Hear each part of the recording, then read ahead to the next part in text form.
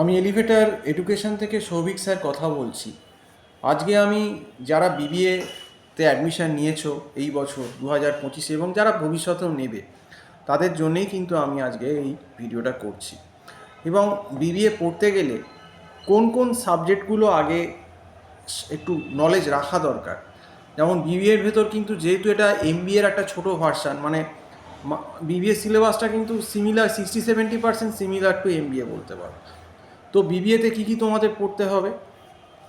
বিবিএতে তোমাদের ইকোনমিক্স পড়তে হবে, মাইক্রো ইকোনমিক্স পড়তে হবে, ম্যাক্রো ইকোনমিক্স পড়তে হবে, অ্যাকাউন্টস পড়তে হবে, ফাইন্যান্স পড়তে হবে, অপারেশন ম্যানেজমেন্ট পড়তে হবে, তারপর তোমাদের অনেক ক্ষেত্রে হয়তো স্ট্যাটিস্টিক্স পড়তে হবে, হ্যাঁ, এইচআর পড়তে হবে, মার্কেটিং পড়তে হবে, কোর। তো এইগুলো সমস্ত এই পেপারগুলো মোটামুটি, যেমন অর্গানাইজেশন বিহেভিয়ার আছে, হ্যাঁ, অনেক কিছুই পড়তে হবে। তাহলে যারা বিবিএতে তোমরা পড়তে আসছো, প্রথম সেমিস্টারে কিন্তু তোমাদের ইকোনমিক্স থাকবে এবং মাইক্রো ইকোনমিক্সটাই থাকে, এবং তার সঙ্গে আরও এনভায়রনমেন্টের পেপার থাকে, আরও ইলেকটিভ পেপার আছে, সেগুলো কলেজ ঠিক করে। তো সেক্ষেত্রে আমি বলবো যারা বিবিএ পড়তে আসছো, ইকোনমিক্সের মাইক্রো ম্যাক্রো দুটো পেপারই কিন্তু সেমিস্টার 1 আর সেমিস্টার 2তে থাকে এবং বেশ ভালো লেভেলে থাকে।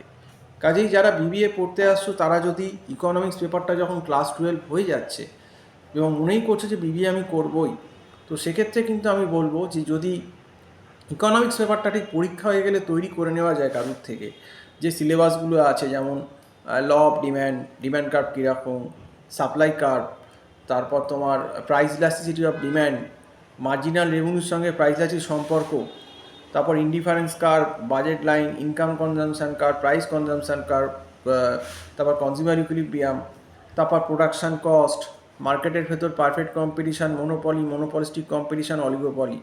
এবং এই মাইক্রো ইকোনমিক্সের যেটা বিবিএ লেভেল, এখানে কিন্তু ক্যালকুলাসও অল্প লাগবে, কারণ এখানে গ্রাফ বা কস্টের অঙ্ক করতে হয়, মার্কেট বা কনজিউমারের অঙ্ক দিলে ক্যালকুলাস লাগে।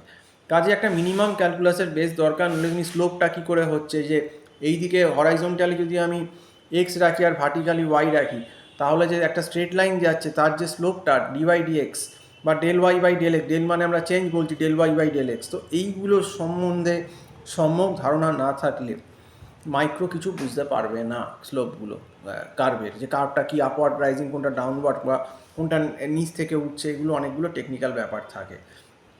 এবং ম্যাক্রো ইকোনমিক্সেরও ন্যাশনাল ইনকাম বলো বা সিম্পলিফিকেশন মডেলে বিশেষ করে, বা ইনভেস্ট আইএসএলএম মডেলেও কিন্তু ক্যালকুলাসের অ্যাপ্লিকেশান আছে। মাল্টিপ্লায়ারগুলো যখন তোমরা মাল্টিপ্লায়ার পড়তে যাবে তখন দেখবে অ্যাপ্লিকেশান আসছে কিছু ছোটো ছোটো অল্প অল্প।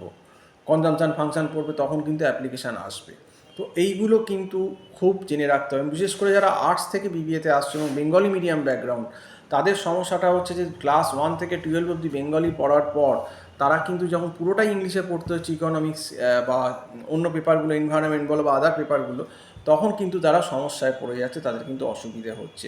সেই জন্য তাদের কিন্তু আরও আগে থেকে সাবধান হওয়া উচিত, এটাই আমি আগে থেকে বলছি। তো যাই হোক, যারা বিবিএতে তোমরা ফার্স্ট সেমিস্টারে পড়তে এসেছো, এই ফার্স্ট সেমিস্টারে কিন্তু ইকোনমিক্স পেপারটা কিন্তু খুব তোমাদের ডিস্টার্ব করবে এবং এতে কিন্তু প্রচুর ফেলও হচ্ছে যদি সিরিয়াসলি না পড়া হয়। এবং সেকেন্ড সেমিস্টারেও তোমাদের মাইক্রোর পর কিন্তু ম্যাক্রো ইকোনমিক্স থাকবে। তো প্রথম বছরটা কিন্তু মাইক্রো এবং ম্যাক্রো দুটো ইকোনমিক্স পেপারই কিন্তু টাফ থাকবে। তো যাই হোক, আজকে এই ইনফরমেশানটাই তোমাদের দিলাম। আজকে এই অবধি বলেই শেষ করছি। সম্পূর্ণ ভিডিওটা দেখার জন্য অসংখ্য ধন্যবাদ। নমস্কার।